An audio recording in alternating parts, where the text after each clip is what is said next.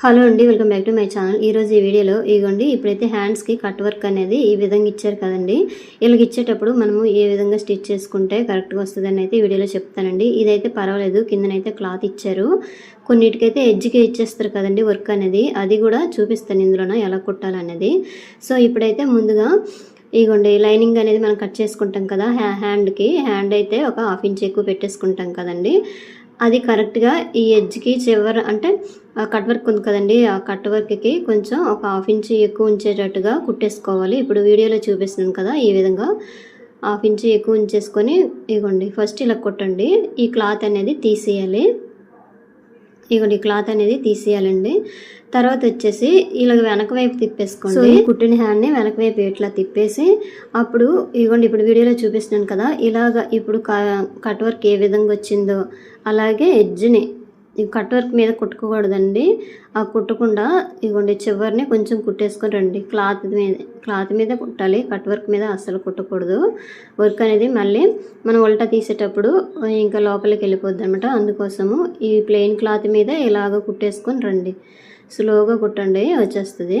So అయిపోయిందండి, ఇలా కుట్టేసాం కదా. ఇప్పుడు ఎక్స్ట్రా ఉన్న క్లాత్ అనేది కట్ చేసేయాలి. ఇగోండి నేను ఎలా కట్ చేస్తున్నానో చూడండి.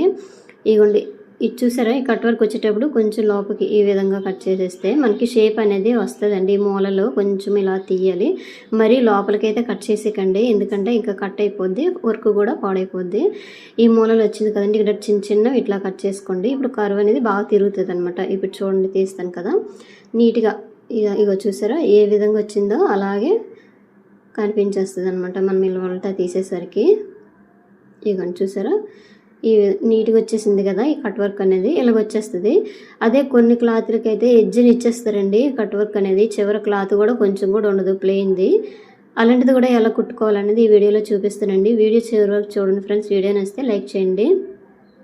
సో ఇప్పుడైతే ఇగోండి ఉల్టా తీసేసాం కదా, ఇప్పుడు అదే వర్క్ మీద ఇలా కుట్టేసుకొని వచ్చేయండి.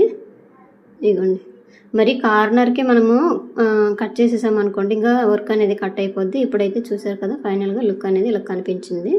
సో ఇప్పుడైతే ఇగోండి లైనింగ్ మనం ఏ విధంగా కట్ చేసామో అదే విధంగా ఇలా కుట్టేసుకొని వచ్చేయండి. మధ్యన పూసలు ఉంటే తీసేయండి, లేదంటే ఇంకా సూది ఇరిగిపోద్ది. సో అయిపోయిందండి, ఒక హ్యాండ్ అయితే రెడీ అయిపోయింది కదా.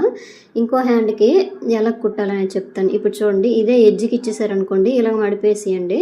ఫస్ట్ అయితే ఈ క్లాత్ అనేది ఇలాగ కొంచెం ఉంటుంది కదా, మలిచేసి చిన్నది ఆ క్లాత్ ఎడ్జ్ లేకపోయినా సరే ఈ లైనింగ్ క్లాత్ అనేది మలచండి. ఇప్పుడు వీడియోలో చూపించాను కదా, ఈ విధంగా లైనింగ్ క్లాత్ కూడా ఈ విధంగా మలిచేసి చివరిని ఇలా కుట్టు వేసుకొని వచ్చేయండి.